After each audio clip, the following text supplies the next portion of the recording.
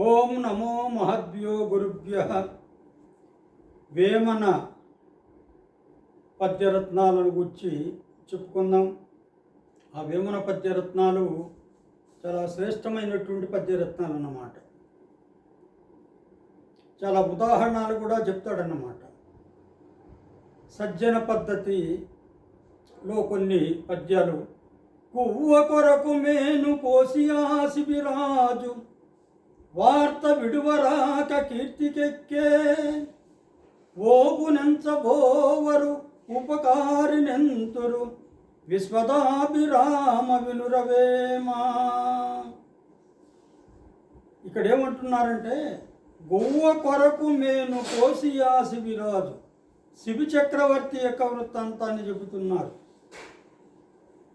మరి అతని దగ్గరికి ఒక పక్షి పావురం వస్తుంది, తను శరణు కోరుతుంది. మరి వెనకాల ఈ పావురము నాకు ఆహారము, మరి దీనిని నీవు రక్షించవద్దు, మాకు ఇవ్వు అని చెప్పేసి దగ్గర కథ కూడా ఉంది. అంటే ఏంటంటే, అగ్ని ఏమో పావురం, ఆ పావురాన్ని తరుముకుంటూ వచ్చిన వాడేమో ఇంద్రుడన్నమాట. వాళ్ళిద్దరూ కూడా శిబిని పరీక్షించడం అన్నమాట. ఇదంతా కూడా అది గోవ కొరకు మేను కోసియా శిబిరాజు, నాకు ఆహారం కదా ఈ పావురము, మరి దీన్ని మాంసాన్ని నేను తినాలి కదా, ఈ పక్షిని నీవు నాకు ఇవ్వకపోతే ఈ పక్షి మాంసానికి తగినంత మాంసం నాకు ఇవ్వు అని అడుగుతాడన్నమాట. ఎవరు? ఆ ఇంద్రుడు. వార్త విడువరాక కీర్తికెక్కే. మరి అతడు ఆ రాజు ఏం చేసినాడు, తన యొక్క శరీరాన్ని కోసి ఇచ్చాడన్నమాట. ఆ పక్షి పావురం ఇంతే ఉంటుంది, ఏదో కొద్దిగా అయితే తూకం తూగుతుందని అనుకోవాల్సిన అవసరం లేదన్నమాట. పరీక్షించడానికి వచ్చినటువంటి వాళ్ళు దిక్పాలకులు కదా, అందువల్ల ఎంత మాంసం కోసేస్తున్నా కూడా అది తొగడం లేదు. అయినా కూడా అతడు మొండి పట్టుదలతో మాట ప్రకారం మాట నిలుపుకోవడానికి ఇచ్చాడు. కాబట్టి ఆ శిబి చక్రవర్తి మహత్తరమైనటువంటి కీర్తిని సంపాదించాడు. అదే చెప్తున్నాడు, దానిని నేను ఇవ్వలేనయ్యా, అది ఎక్కువ తూగుతుంది అది ఇదనంటే ఆ వార్త ఆడికి అయిపోతుంది. కానీ వార్త విడువరాక కీర్తికెక్కే, ఆ వార్తల్లోకి రాకుండా ఉండకుండా వచ్చి కీర్తిని పొందాడు అంటున్నాడు. ఓగునెంచబోవరు, ఓగు అంటే దొంగ, చెడ్డవాడు, చెడ్డవాడిని ఎప్పుడు కూడా లెక్కించరు. ఉపకారినెంతురు, ఉపకారం చేసిన వాణ్ణి 10 కాలాల పాటు గుర్తుపెట్టుకుంటారు అని చెప్పేసి విశ్వదాభిరామ వినురవేమ అని చెప్పాడు వేమన. అంటే శిబి చక్రవర్తి యొక్క కథ మరి ఎప్పటి నుంచో కూడా కీర్తి చరిత్రకెక్కి ఉంది. అందువల్ల అతని మంచివాడు కాబట్టి, సత్యుడు కాబట్టి అతని యొక్క కీర్తి ఆ విధంగా ఉంటుందన్నమాట. దాని తర్వాత మరొక పద్యం. చిత్తశుద్ధి ఒకటి శ్రేష్ఠ లాంఛనమగు నిఖిల పుణ్యకార్య నిర్వహణము అద్దిలేక చేయననుగా దేనికి విశ్వదాభిరామ వినురవేమా.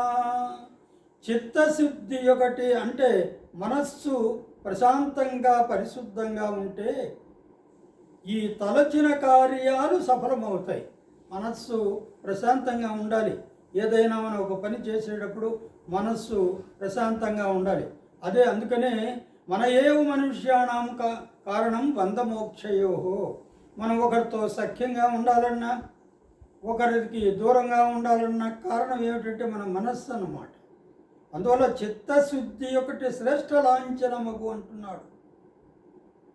అవి సఫలమవుతుంది అని. నిఖిల పుణ్యకార్య నిర్వహణము, సమస్త పుణ్యకార్యాల యొక్క సమూహం అంతా కూడా మరి మనం చిత్తశుద్ధి ఉంటేనే చేయగలము అని. అద్దిలేక చేయననుగా దేనికి. ఆ చిత్తశుద్ధి అంటే అద్దిలేక అంటే ఏంటంటే ఆ చిత్తశుద్ధి లేక చేయననుగా దేనికి, ఎవరికి కూడా మరి సులభంగా సుఖంగా చేయడం సాధ్యం కాదు. అది పరిపూర్ణంగా చేయాలంటే చిత్తశుద్ధి ఉండాలి అంటున్నాడు. దాని తర్వాత ఇంకా ఏమంటున్నా అంటే,